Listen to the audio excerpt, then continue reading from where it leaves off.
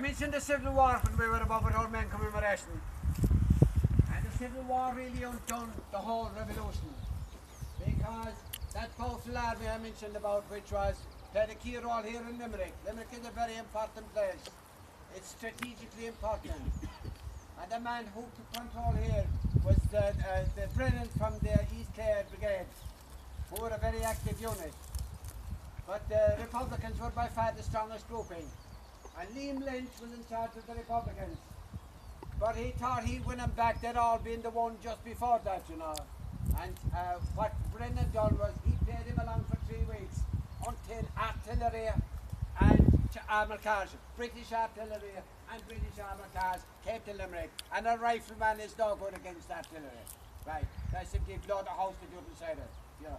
So, but out of that Civil War, the crowd, okay, I'd say one thing for Michael Collins, the controversy is not bigger now, but I'd say this way. While he lived, there was no doubt in the Civil War. But the minute he was dead, the small men came to the top, right? And they butchered. You know, the Irish Civil War was a brutal Civil War. They murdered all round them with their support and encouragement of the state. And those who came to the top, Cosgrave, a weak little man who never achieved anything, right? He said he'd massacred 10,000 Republicans. He even said about the Brits. And O'Higgins, like O'Higgins was the head man of that government. He executed 77 Republican prisoners, often found with 1 or 2 bullets inside their pockets, young fellas behind in Kerry. And he always made a point of meeting the father and mother who were pleading for the life of their son. And he never once relented. The other fellas, Mulcahy. Mulcahy, they're a bad grouping now. And that's what started this state. And the other people will remember, when eventually they followed the Irish coinage, they put a song bonnets and a hen and chickens on the coinage of a sovereign people because they were trash that should never have come to the leadership of Ireland but for the Civil War. And out of them, the present Irish establishment has come, whether it is Fianna Fáil, Fine Gael, Labour. And this man here, the following struggle was in the 30s. Right across Europe, something like, not unlike now.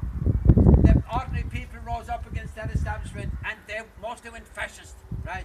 You had socialism and fascism, right? And that thing came here. But the fellas who were wearing blue shirts and the fellas who were fighting him, they were all the same class. They were the bottom people and the fellas at the top laughing at him.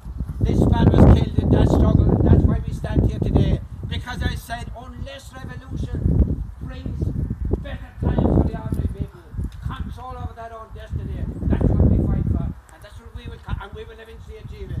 And I'm confident that in these 12 months, we're in historic times. Right? And Limerick will take here all because it always did. Right? This is a very important city, the best in Ireland.